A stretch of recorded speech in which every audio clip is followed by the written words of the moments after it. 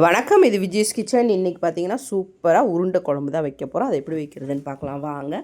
ஒரு பாத்திரத்தில் எண்ணெய் விட்டுருக்கேன். எண்ணெய் விட்டு கடுகு, சோம்பு, பட்டை, லவங்கம் இதெல்லாம் கொஞ்சம் சேர்த்தாச்சு. ஒரு வெங்காயம், ஒரு தக்காளி, கொஞ்சம் கொத்தமல்லி, கருவேப்பிலை, அது கூட கொஞ்சம் இஞ்சி பூண்டு பேஸ்ட்டு. இப்போ நான் வந்து ஒரே ஒரு தேங்காய் பீஸ் தான் வச்சுருக்கேன். ஒரு 3 வெங்காயம், 3 தக்காளியை இதெல்லாம் அரைச்சி விட்டுருக்கேன். இதை வந்து நல்லா பச்சை வாசனை போகிற அளவுக்கு நம்ம நல்லா பொரித்து எடுத்துக்கலாம். பக்கத்தில் கடலை மாவை நல்லா கடலைப்பருப்பை ஊற வச்சு அது கூட நம்ம வடைக்கு எப்படி சேர்ப்போம், பச்சை மிளகாய், கொத்தமல்லி, கருவேப்பிலை, வெங்காயம், உப்பு சேர்த்து இந்த மாதிரி உருண்டை உருண்டையாக எடுத்து போட்டுக்கோங்க. நான் பச்சையாக போட மாட்டேன். பச்சையாக போட்டால் அது இந்த சாப்பிட பிடிக்காது. அதனால் வந்து இந்த மாதிரி லைட்டாக பொரிச்சு எடுத்துகிட்டு ரொம்ப வடை பதத்துக்கு வேகணும்னு அவசியம் கிடையாது. மேலே உள்ளது மட்டும் வெந்தால் போதும். அதை மட்டும் நம்ம பொரித்து எடுத்து தனியாக வச்சுக்கலாம். இப்போ தேவையான ரெட் சில்லி பவுடரும் மிக்ஸ் மிளகாத்தூளும் போட்டு மிக்ஸ் பண்ணிக்கலாம். இதில் பச்சை வாசனை போகிற அளவுக்கு நல்லா கொஞ்சம் வதக்கிக்கலாம். அதுக்கப்புறம் தான் நம்ம தண்ணி ஊற்ற போகிறோம்.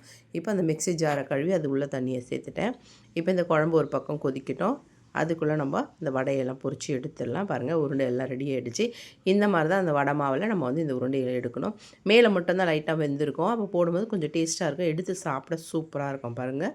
அவ்வளோதான். இல்லை இப்போ நம்ம நல்லா குழம்பு ஒரு பக்கம் கொதிச்சிட்ருக்கு. அந்த குழம்புலேயே நம்ம வந்து இதையெல்லாம் சேர்த்து ஒரு 10 நிமிஷம் இந்த குழம்பை நம்ம கொதிக்க விடணும். ஏன்னா உள்ள மாவு வெந்திருக்காது இல்லைங்களா. அதனால் வந்து ஒரு 10 நிமிஷம் இந்த குழம்பை வந்து சிம்மில் வச்சு கொதிக்க விட்டோம்னா சூப்பரான வடை குழம்பு ரெடி ஆகிடும். பார்த்துங்க, நான் வந்து இன்றைக்கி வந்து ராஜ்மா பிரியாணி பண்ணியிருக்கேன்.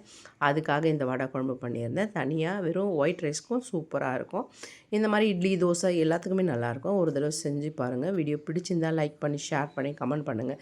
நம்ம சேனலை மறக்காமல் சப்ஸ்கிரைப் பண்ணுங்கள். பார்க்குறவங்க கண்டிப்பாக நம்ம சேனலை சப்ஸ்கிரைப் பண்ணுங்கள்.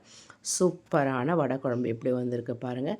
கண்டினியூவாக நம்மளோட வீடியோவை எல்லாம் பாருங்கள். எல்லாம் அருமையாக பண்ணி போட்டிருக்கோம். எப்படி இருக்குன்றதை சொல்லுங்கள். பாய்.